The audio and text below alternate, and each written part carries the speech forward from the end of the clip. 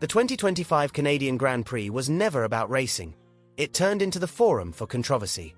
From surprise stewarding calls to confusion post-race, the weekend left others in serious contention regarding the FIA's consistency.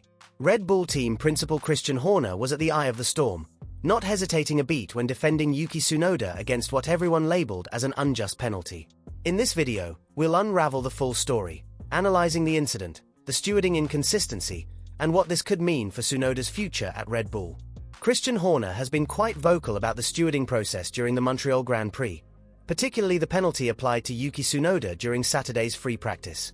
The Japanese driver overtook Oscar Piastri's damaged McLaren, which was crawling around the track with a puncture. The result? A 10-place grid penalty that drastically altered the trajectory of Tsunoda's weekend. Now, let's break this down. At the last practice, Tsunoda ran into a heavily damaged car in front of his, the McLaren of Piastri.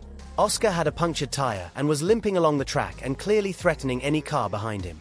Yuki, estimating the threat and lost time, decided to pass. While the move took place under red flag conditions, Tsunoda passed in a safe manner and with complete knowledge of his surroundings. But he was dealt a grid penalty which shocked most of the paddock. The controversy was instantaneous. Horner disapproved of the ruling, citing inconsistency in how similar incidents have been dealt with.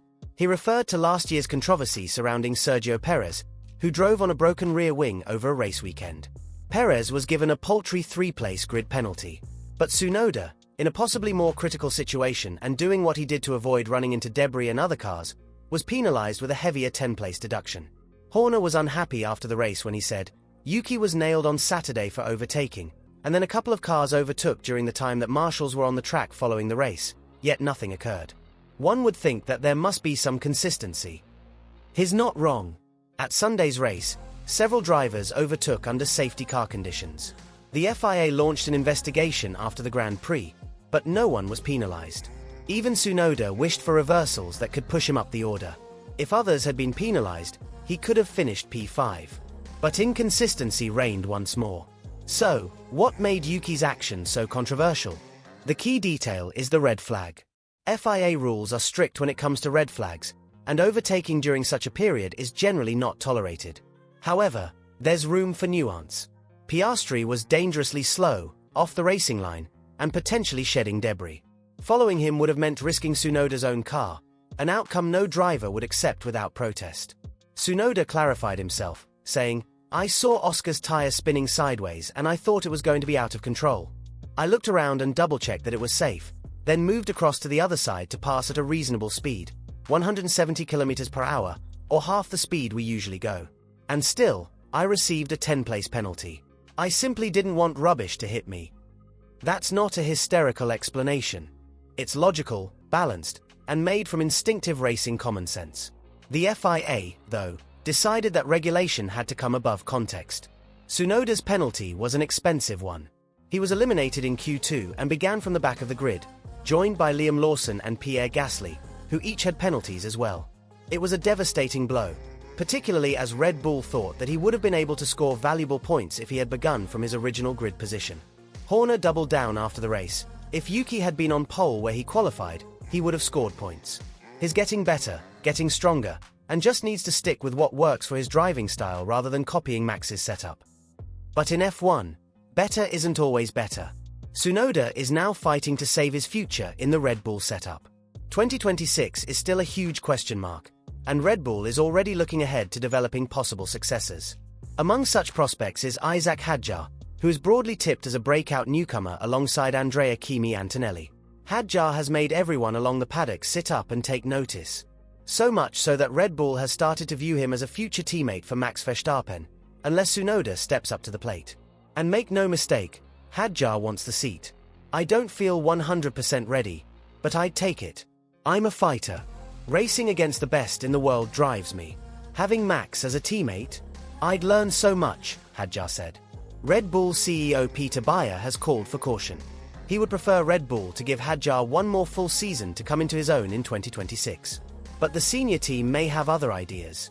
Racing Bulls could accelerate their plan to bring in Arvid Lindblad and elevate Hadjar to the senior team, an action that would bench Tsunoda entirely. It's a bitter truth, but Tsunoda lacks the safety nets one like Lawson enjoys. If dumped by Red Bull, his horizon might be beyond the energy drink juggernaut. A possible destination? The new Cadillac F1 team. Though Cadillac's eye has been on veterans Perez and Bottas, Tsunoda's free agent status may alter the math. Nevertheless, none of this justifies taking FIA to task for his present situation. The actual problem is the disparity in stewarding.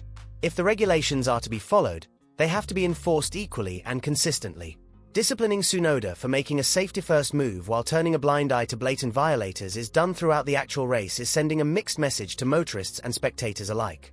Even Helmut Marko got involved in the discussion, noting that Tsunoda was finally racing the identical spec RB21 to Verstappen following the Imola crash. There are no more excuses, Marko noted. Yuki has to score points. If not, we know what will happen. The heat is on. The Red Bull Junior Driver Program is talent deep. From Hadjar to Lindblad to Hauger, there are plenty of names waiting in the wings. That puts Tsunoda in the position where he has to deliver. Not next week, not next month, today. And then, of course, there is the FIA. They too are under similar pressure. There are increasing cries for reform and more openness with stewarding decisions.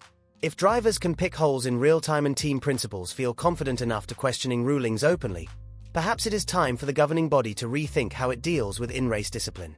Ultimately, Yuki Tsunoda's penalty in Canada is a footnote no more. It's a lightning rod for a broader conversation on fairness, driver safety, and the politics of performance in contemporary Formula One. So what do you think? Did the FIA overpunish Tsunoda? Should Piastri have been penalized too for hobbling around on a punctured tire? Is Yuki being unjustly punished for doing what any sane driver would have done?